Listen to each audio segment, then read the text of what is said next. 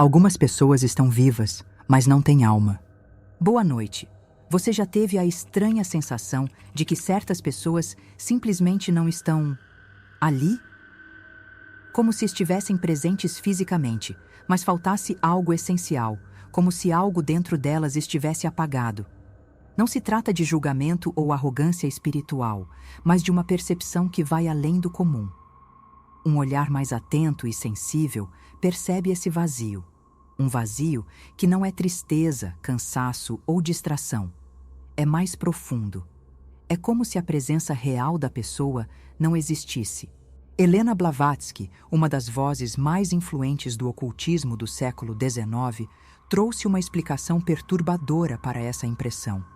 Algo que a maioria preferiria ignorar. Segundo Blavatsky, há seres humanos que não possuem alma consciente. Ela os chamava de cascões humanos.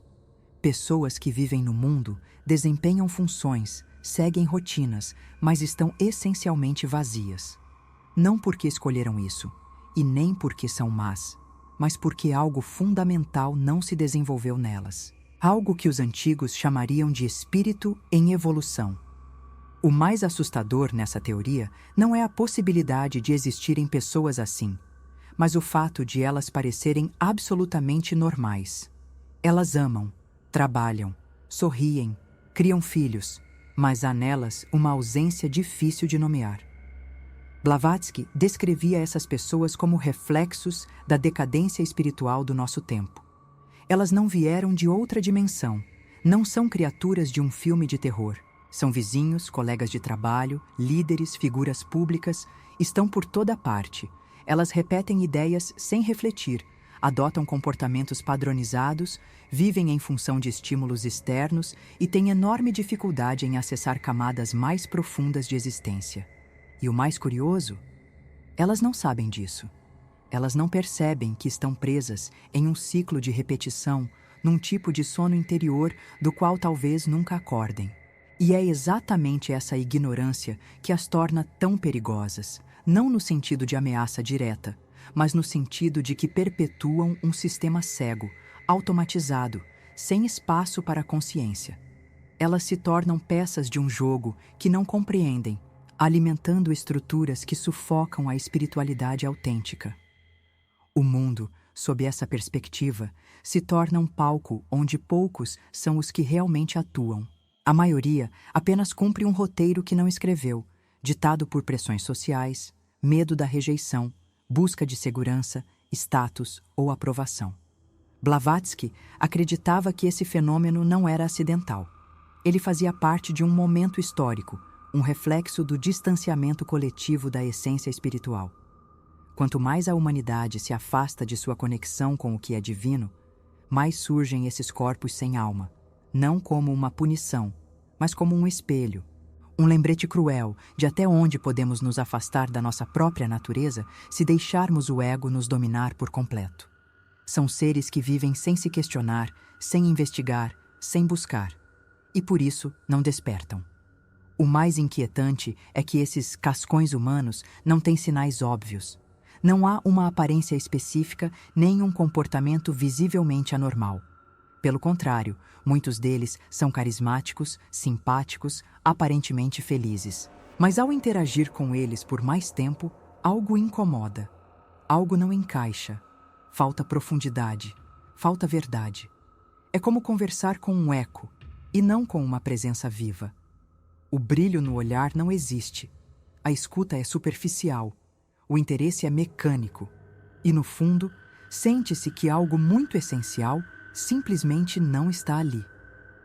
Essa percepção, no entanto, não é para todos. Exige um certo estado de atenção, uma sensibilidade que vai além do julgamento moral ou intelectual. E é aqui que entra o conceito de discernimento, algo que Blavatsky considerava fundamental. O discernimento, para ela, não era fruto de raciocínio lógico ou aprendizado acadêmico. Era uma habilidade espiritual, uma espécie de visão interna, capaz de perceber o que os olhos comuns não captam. Era como uma bússola que aponta onde há vida verdadeira e onde há apenas reflexo. Desenvolver esse discernimento é como sair de um transe. No começo, tudo parece confuso. Há uma estranheza, uma desconfiança do próprio julgamento. Afinal, ninguém quer acreditar que convive diariamente com pessoas sem alma, mas aos poucos a consciência se ajusta. Começa-se a perceber os padrões, as repetições, a falta de profundidade nas interações. Começa-se a sentir, mais do que pensar, que há algo profundamente errado. E mesmo sem provas concretas, essa intuição se torna uma certeza difícil de ignorar. É importante entender que discernimento não tem a ver com superioridade. Não é uma arma para julgar os outros, mas um espelho para reconhecer em nós mesmos os momentos em que nos afastamos da alma. Porque todos, em algum grau, já fomos automatismos. Já vivemos no piloto automático, reagindo a estímulos, repetindo opiniões, fingindo presença. O que diferencia aqueles com alma viva é justamente a inquietação, a busca, o desconforto com o superficial, o desejo de ir além, o impulso de questionar o que parece óbvio. O discernimento, então, se torna uma linha tênue entre estar acordado ou adormecido espiritualmente. E estar acordado dói. Dói porque o mundo que se revela é muito diferente daquele vendido nas vitrines da cultura. Dói porque percebemos a superficialidade de muitas relações, a artificialidade de certos sorrisos, a repetição hipnótica de comportamentos que não fazem mais sentido. Mas essa dor é também um sinal de vida. É um sinal de que a alma está presente, tentando se manifestar, tentando romper o silêncio ao qual foi submetida. Blavatsky não prometia soluções fáceis. Ela sabia que o despertar era um processo solitário, lento, muitas vezes desconcertante. Requeria coragem para olhar para dentro e para fora com os olhos abertos. Coragem para reconhecer que nem tudo o que brilha tem luz. E, principalmente, coragem para aceitar que, talvez, a maioria viva sem saber que está dormindo. Que viva sem alma, mesmo caminhando, trabalhando e amando. E que o verdadeiro desafio não é acordar os outros, mas manter-se acordado em meio ao sono coletivo. Ao desenvolver o discernimento, a pessoa passa a viver com mais presença, mais silêncio interior, mais intuição. Ela não precisa mais de muitas palavras para saber o que sente diante de alguém. A vibração fala antes da fala. O olhar revela mais do que 1000 argumentos. E a alma, quando ativa, reconhece instantaneamente outra alma. Há um brilho, uma conexão, uma presença que não pode ser falsificada. É como se por alguns instantes o véu caísse, e nesse espaço de verdade, tudo o que é ilusão se dissolve. Mas o mundo em que vivemos faz de tudo para que isso não aconteça. Ele nos distrai, nos acelera, nos enche de barulho e consumo. Ele celebra o superficial, recompensa o conformismo e despreza o silêncio interior. E é por isso que tão poucos conseguem desenvolver esse discernimento. Porque ele exige tempo, exige escuta, exige vontade de perder certezas em troca de verdades mais profundas.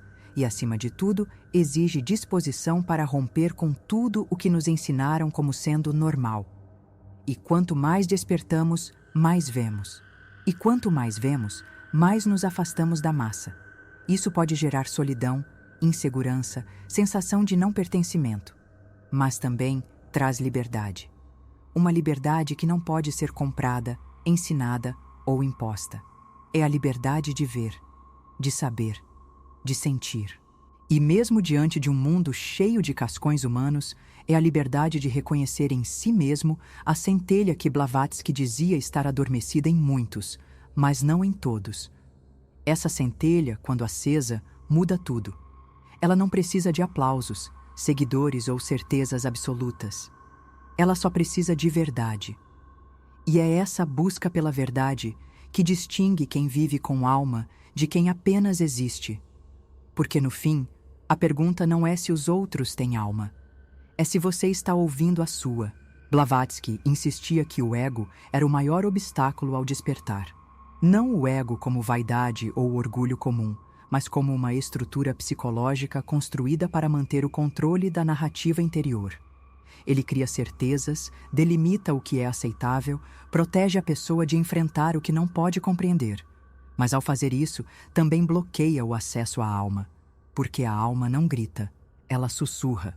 E o ego, com seu ruído constante de opiniões, julgamentos e expectativas, não deixa espaço para o sussurro ser ouvido. Muitos confundem esse ruído com identidade e vivem sem nunca perceber o silêncio essencial que está por trás dele. Esse silêncio não é ausência, é presença pura. É aquilo que permanece quando todas as máscaras caem.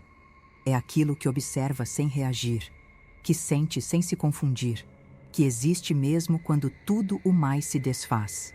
Blavatsky dizia que acessar esse estado exigia um tipo especial de coragem. A coragem de encarar a própria ilusão, de aceitar que boa parte do que chamamos de eu é um construto social, emocional e cultural. E que, ao desmanchar esse eu, há o risco de não encontrar nada. Ou pior, encontrar algo que não se sabe como lidar. Mas esse risco é necessário, porque só ele abre a porta para a possibilidade real de conexão com a alma. E essa conexão, quando acontece, transforma completamente a percepção. As prioridades mudam, as relações mudam. A forma de lidar com o tempo, com o medo, com a perda, tudo se transforma. A alma não é afetada por status, aparência, conquistas externas. Ela busca coerência, sentido, presença. E uma vez que essa busca se torna o centro da vida, não há mais como viver como antes. É como tentar voltar a dormir depois de ter acordado de um sonho perturbador. Emoções intensas também são trampas do ego. Raiva, medo, ansiedade, todas elas nos puxam para fora de nós mesmos. Nos identificamos com elas, reagimos, projetamos.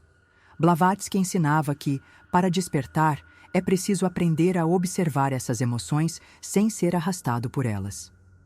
Não se trata de reprimi-las, mas de entendê-las como sinais, não como verdades absolutas. Quando uma pessoa se torna capaz de sentir medo e ainda assim permanecer presente, ela começa a recuperar o controle sobre sua consciência. E isso é um marco na jornada espiritual. Nesse processo, o mundo ao redor passa a parecer cada vez mais estranho, porque muito do que antes fazia sentido agora parece artificial. As conversas rasas, os valores impostos, as rotinas sem propósito, tudo isso se revela como parte de um grande sistema de distração. Blavatsky via o mundo moderno como um teatro, um espetáculo que só se sustenta enquanto os espectadores acreditam no roteiro. Mas quem começa a ver os bastidores, quem percebe as falas decoradas e os cenários falsos, dificilmente consegue voltar a ser apenas plateia. E é justamente aí que surge a maior solidão espiritual. Porque o despertar não é coletivo. Ele é pessoal, silencioso, muitas vezes doloroso. Quem acorda se vê cercado por pessoas ainda presas ao espetáculo. Tentar despertá-las à força é inútil. É preciso respeitar o tempo de cada um. E mais ainda, é preciso aprender a conviver com a sensação de estar fora do jogo.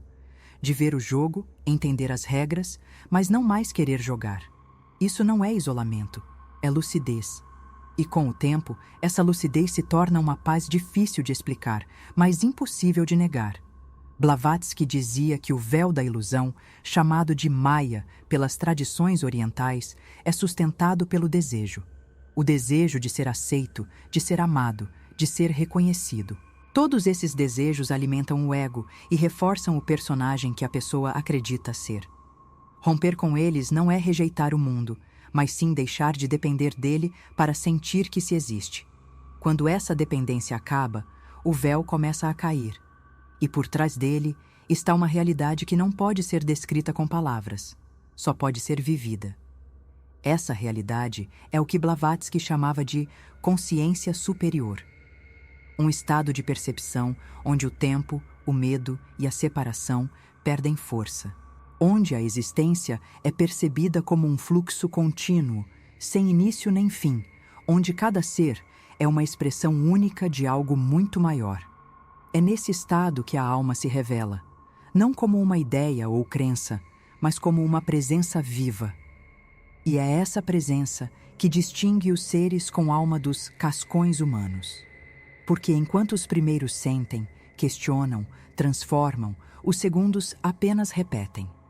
Mesmo quando confrontados com verdades profundas, os cascões não reagem. Eles não rejeitam por maldade, mas por incapacidade. É como tentar acender uma luz onde não há fiação. A estrutura está ali, mas falta o elemento essencial. E isso é o que torna a convivência com essas pessoas tão estranha. Por mais que se tente estabelecer uma conexão verdadeira, algo sempre falha. O diálogo não aprofunda. A troca não acontece. É como tentar mergulhar em uma poça achando que é um oceano. Esse fenômeno não deve gerar superioridade nem desprezo. Deve gerar compaixão, mas uma compaixão lúcida. Porque é fácil se perder tentando salvar os outros de um sono que eles nem sabem que estão vivendo. O verdadeiro trabalho, segundo Blavatsky, é consigo mesmo. É manter acesa a chama da alma, mesmo quando tudo ao redor tenta apagá-la. É escolher a presença no meio do ruído. É optar pela verdade, mesmo quando ela isola. E é continuar buscando mesmo sem garantias de que haverá respostas claras. A libertação, então, não vem de fora. Ela não está em mestres, livros ou doutrinas. Ela nasce no momento em que a pessoa começa a se ouvir de verdade. Quando ela sente que há algo mais. Quando percebe que não pode mais viver na superfície. É nesse ponto que o despertar começa. E uma vez iniciado, ele não pode mais ser interrompido. Pode ser adiado, sufocado, ignorado por um tempo. Mas não desaparece. A alma, uma vez tocada, nunca mais se cala. Helena Blavatsky deixou esses ensinamentos não como dogmas, mas como mapas. Mapas para tempos como os nossos, onde o ruído é intenso, o medo é constante e o sono é profundo. Ela sabia que poucos iriam ouvir, mas sabia também que bastava um para manter a chama acesa. Porque a verdade não precisa de multidões. Ela só precisa de um coração disposto a vê-la. E esse coração, quando desperto, ilumina muito mais do que imagina. O maior teste espiritual, portanto, não é provar que se tem alma. É viver de forma coerente com ela. É agir com verdade, pensar com profundidade, sentir com presença. Mesmo quando ninguém ao redor faz o mesmo. Mesmo quando tudo parece conspirar contra. Porque é exatamente nesses momentos que a alma se fortalece. E é exatamente nesses momentos que se percebe: não estamos sozinhos. Há outros despertando, silenciosamente, discretamente, mas despertando. E você? Já sentiu que há algo além da aparência? Já sentiu que o mundo, como nos ensinaram, não faz mais sentido? Já sentiu que, apesar de tudo, há uma voz dentro de você que insiste em chamar, mesmo que você não entenda o que ela diz? Talvez essa voz seja sua alma.